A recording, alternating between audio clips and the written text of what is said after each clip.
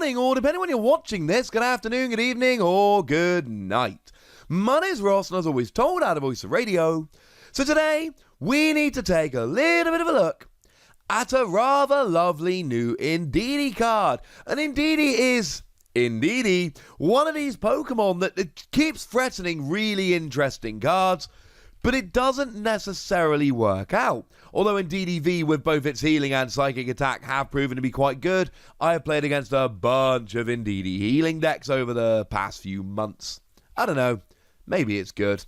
The point is we have a new Indeedee, and this one could be really fun. Now, what we've got here is 90 HP, which is very low, so cheers for that. A retreat cost of 2, which means you can use Air Balloon for free retreat, which is quite nice. A weakness to fighting, which means it shares a weakness with all that stuff like Crobat, but honestly, you got 90 HP. Weakness shouldn't be something you're worried too much about. Although, to be fair, the Excadrill player in me is thinking, well, you know, even if I'm not behind on prizes with a Vitality Band and a Martial Arts Dojo with weakness, I will get a KO. So there is that. And being a colourless Pokemon means you're hitting nothing for weakness, but you do get powerful colourless energy, which will allow you to do an extra 20 damage on your attacks, and of course, it does stack. And it means you can use any energy acceleration you like if that's the kind of thing that you're into. But come on, why can this not be a Psychic Pokemon? Psychic Pokemon means you're hitting weakness against Mewtwo and Mew, and you can use Horror Energy, and I like being a Psychic Pokemon. And Indeedee could be Psychic or colourless. They've just decided to go and make Indeedee colourless, which frankly doesn't make me particularly happy. In fact, I need to go and do a little bit of double checking before I make such a bold and rash statement. But I think this might actually be the first colourless Indeedee that we've actually seen. Except it's not, because there was that promo from Korokoro magazine over in Japan. Boo! Never mind, eh? So what do we got here? Well, the first attack for 1 colourless energy lets you draw 2 cards. Okay. Like, it's not stunning or anything, it's not particularly amazing, but it's a basic Pokemon single colourless energy. And basic Pokemon single colourless energy is good, because it means you can fit it into any deck whatsoever, and it's going to be nice and easy. It's 1 card in your deck, and it will always work. This is a good thing. And if we're talking about drawing 2 cards for colourless energy, this isn't the only option. The Tapu Koko from Darkness Ablaze will allow you to draw 2 cards for 1 colourless energy, and has the advantage of being a Pokemon that has free retreat. So that is something you need to bear in mind, unfortunately. Tapu Koko might be a better option.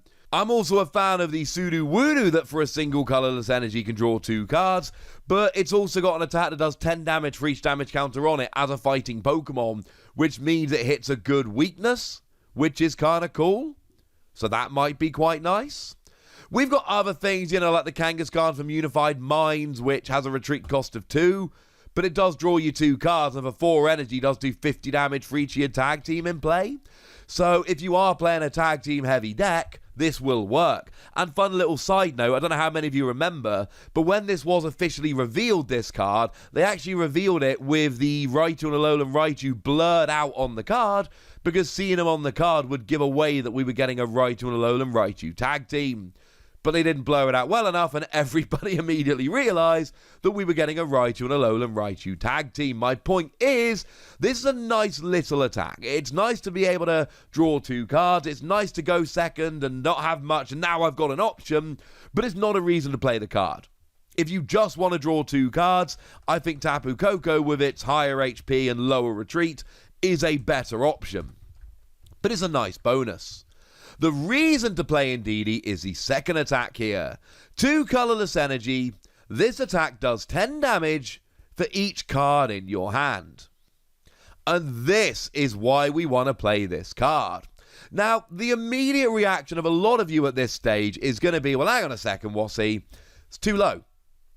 10 damage for each card in your hand isn't going to work. You're never going to get that many cards in your hand. Well, at this stage, I need to remind you about Unown Hand. Now, this was in Lost Thunder. It has rotated out, but it had an ability whereby if it was active and you had 35 or more cards in your hand, you won the game. And this was not an all-encompassing perfect powerhouse card. It did not win everything, nor was it ever really supposed to win everything. It was a bit of a gimmick deck. But it won a few tournaments here and there. There were genuine tournaments where somebody ran along with this card and won multiple games. So yes, it can work. Is it amazing? Here's what I can tell you.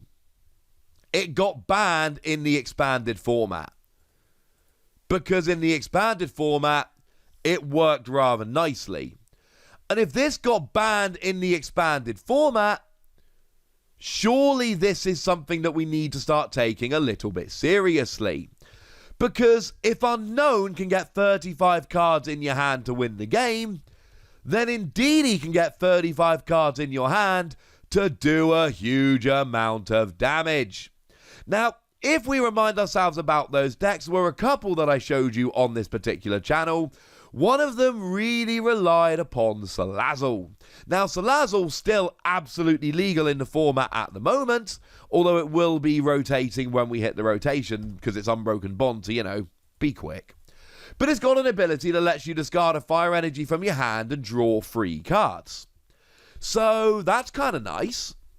It means that you're swapping 1 card for free, the amount of cards in your hand is going up by 2, but then of course you got to remember that because it's a fire deck, Fire Crystal will swap 1 card in your hand for free fire energy in your discard pile, so between Salazzle and Fire Crystal, you can be filling up your hand pretty gosh darned quickly here, which sounds like an awful lot of fun. Another thing we need to remember here is the supporter card, Whitney. Now, Whitney doesn't see a huge amount of play, but in this kind of deck, it's brilliant. Whitney, I should mention, was Lost Thunder, so this is an expanded-only trick. But you draw a card and then draw 2 cards for each other Whitney in your discard pile. So essentially, you want to discard 3 Whitney as fast as you can, and then you play Whitney to draw 7 cards. And remember that in Expanded, Versus Seeker will allow you to draw 7 cards using Whitney, so you swap 1 Versus Seeker for 7 cards. And that sounds kind of nice. The other great trick here was Verizon. Now, this was, of course, the GX, and again, this did rotate, so we're talking expanded here, but for 1 colorless energy, the GX attack lets you pick as many Pokemon as you like in play, and all cards attached to them, and put them into your hand. So the combination, essentially, of Salazzle, Fire Crystal, Whitney, and Verizon could draw you enough cards to make this genuinely, legitimately viable.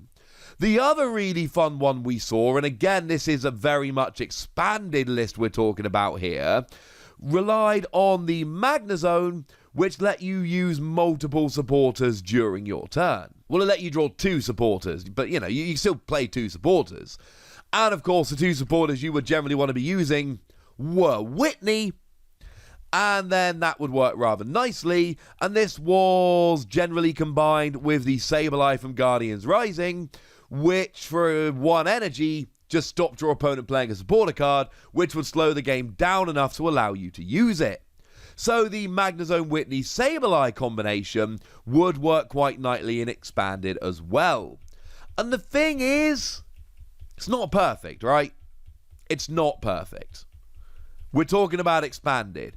But in Expanded, Unown Hand can work, or could work before we banned it. And all I'm telling you is that if we got this working in Expanded, there's no reason that it couldn't work. As in, if we got Unown working in Expanded, there's no reason that we couldn't get Indeedee working in Expanded. So what about Standard, where we don't have Whitney and we don't have Magnezone? We still got Salazzle, we've still got Fire Crystal, we've got Nugget. It's an item card that lets you draw 3 cards if you drew it as your card for the turn. But remember, we've got the Oranguru from Sword and Shield, so if you don't draw it as your card for the turn, just use Oranguru to put it on top of your deck, and then you'll draw it, and you'll draw 3 cards. So the Nugget with Oranguru combination here could weirdly end up working rather well. We've got Manectric that when you evolve into it lets you draw 3 cards, bearing in mind you can always then just use Scoop Up Net to essentially just reuse it over and over again, and your 1 Scoop Up Net turns into 3 cards, which means you're getting more cards in your hand, which sounds like a pretty good thing. And you got Beedrill, that if it is the only card in your hand, you can play it down and draw 3 cards.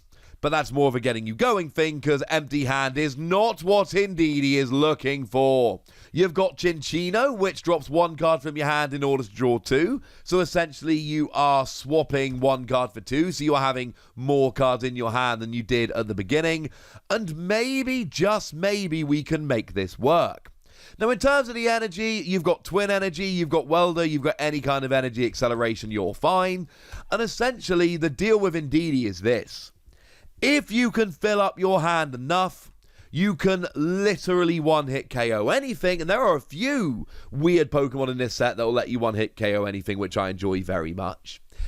And I like this. And I don't necessarily think you need an Indeedee deck, but any deck that's playing enough draw can absolutely take advantage of Indeedee here, though I do want to see somebody play a speed Indeedee deck.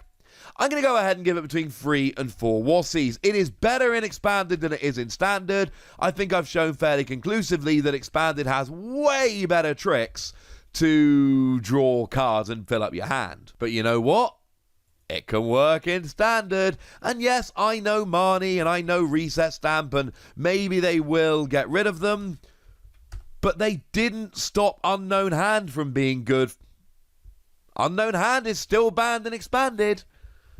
And yeah, fine, maybe Marnie and Reset Stamp will hurt you, but you're still playing all these drawing tricks, and you're still going to be drawing well, and if your opponent's constantly digging for Reset Stamp, and they're probably only playing 1 or 2 anyway, and they'll run out of Marnie eventually, and if they're playing Marnie too much in the early game, then they are going to struggle to set up properly.